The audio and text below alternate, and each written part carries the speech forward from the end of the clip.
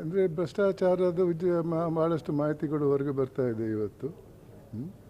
ಅದು ಆ ಪಕ್ಷ ಈ ಪಕ್ಷ ಅಂತಲ್ಲ, ಎಲ್ಲ ಪಕ್ಷದಲ್ಲೂ ಇವಾಗ ದುರಾಸೆ ಅನ್ನೋ ಒಂದು ರೋಗ ಇದೆ ಅಂತ ನಾನು ಕಂಡಿದ್ದೇನೆ. ಅದಕ್ಕೆ ಒಂದು ಹೋರಾಟ ನಡಿಬೇಕನ್ನೋದು ನನ್ನ ವಿಚಾರ. ಯಾಕೆಂದರೆ ಈ ರೀತಿ ಭ್ರಷ್ಟಾಚಾರ ಮುಂದುವರೆದರೆ ನಮ್ಮ ಆರ್ಥಿಕ ಪರಿಸ್ಥಿತಿ ಏನಾಗ್ಬೋದು ಅಂತ ಹೇಳೋಕ್ಕೆ ಭಾಳ ಕಷ್ಟ. ಆರ್ಥಿಕ ಪರಿಸ್ಥಿತಿಯ ಕುಸಿತದಿಂದ ಕಷ್ಟಪಡುವವರು ಮಧ್ಯಮ ವರ್ಗದವರು, ಕೆಳವರ್ಗದವರು. ಶ್ರೀಮಂತರಲ್ಲಿ ಹೇಗೂ ಹಣ ಇದ್ದೇ ಇರ್ತದೆ, ಅವ್ರ ವಿಚಾರವನ್ನು ಅವರು ನೋಡ್ಕೊಳ್ತಾರೆ. ಮಧ್ಯಮ ವರ್ಗದವರಿಗೆ, ಕೆಳವರ್ಗದವರಿಗೆ ಇಂಥ ಸಮಸ್ಯೆ ಬಂದರೆ ಮುಂದೆ ಪ್ರಜಾಪ್ರಭುತ್ವ ಈ ದೇಶದಲ್ಲಿ ಉಳಿಯಲ್ಲ ಅನ್ನೋದು ನನ್ನ ವಿಚಾರ. ಕ್ರಾಂತಿ ಆಗ್ಬೋದು, ಅದು ಬೇಡ ನಮಗೆ. ಅದಕ್ಕಾಗಿ ಈ ಒಂದು ಭ್ರಷ್ಟಾಚಾರವನ್ನು ತಡೆಗಟ್ಟುವಂತಹ ಪ್ರಯತ್ನ ನಡಿಬೇಕನ್ನೋದು ನನ್ನ ವಿಚಾರ.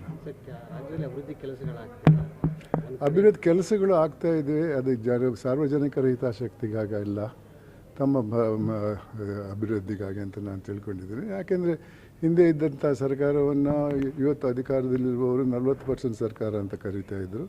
ಇವಾಗ ನಾವು ನೋಡ್ತಾ ಇದ್ದೇವೆ ಈ ಸರ್ಕಾರದಲ್ಲಿ ಏನಾಗ್ತಾ ಇದೆ ಅಂತ. ವಾಲ್ಮೀಕಿ ಸಮುದಾಯದವರ ಸೊಸೈಟಿ ಇರ್ಬೋದು, ಈ ಥರ ವಿಚಾರಗಳೆಲ್ಲ ಇವೆ.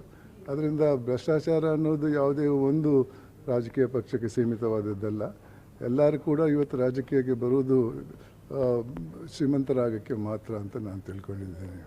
ಇತ್ತೀಚೆಗೆ ಪೇಪರಲ್ಲಿ ಓದಿದ್ದೇನೆ, ಕೆಲವು ದಾಳಿಗಳು ನಡೆದಿವೆ ಅಂತ ಕಂಡಿದ್ದೇನೆ. ಆದರೆ ಅವರ ಕಾರ್ಯವಿಚಾರದ ಬಗ್ಗೆ ನಾನು ಜಾಸ್ತಿ ಮಾತಾಡಿದ್ರೆ ಏನಾದರೂ ತಿಳ್ಕೊಳ್ಳೋದು, ನಿಮ್ಮ ಕಾಲದಲ್ಲಿ ಏನಾಗ್ತಾ ಇತ್ತು ಅಂತ, ಅದಕ್ಕೆ ಈ ರೀತಿ ಮಾತಾಡ್ತಾ ಇದ್ದಾರೆ ಅಂತೆಲ್ಲ ಬೇಡ. ಆ ವಿಚಾರ ನೋಡಿ, ಯಾರು ಆದರ್ಶ ಪ್ರಿಯರಾಗಬೇಕಾಗಿದ್ದರು ಇವತ್ತು ಜೈಲಲ್ಲಿದ್ದಾರೆ. ಇದೇನು ತೋರಿಸ್ಕೊಡ್ತಾ ಇದೆ ಅಂದರೆ, ಯಾವ ಮಟ್ಟಕ್ಕೂ ಕೂಡ ಹೋದರೂ ಕೂಡ ದುರಾಸೆ ಅನ್ನೋದು ಕಮ್ಮಿ ಆಗಲ್ಲ ಅನ್ನೋದನ್ನು ತೋರಿಸ್ತಾ ಇದೆ.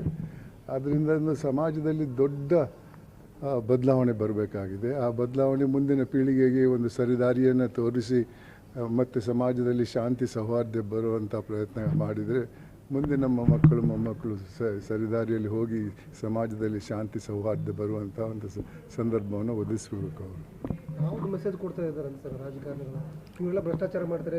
ರಾಜಕೀಯಕ್ಕೆ ಬರುವುದಿದ್ದರೆ ಸೇವೆಗಾಗಿ ಬನ್ನಿ, ನಿಮ್ಮ ಲಾಭಕ್ಕಾಗಿ ಅಲ್ಲ. ರಾಜಕೀಯ ಅನ್ನುವುದು ವೃತ್ತಿ ಅಲ್ಲ.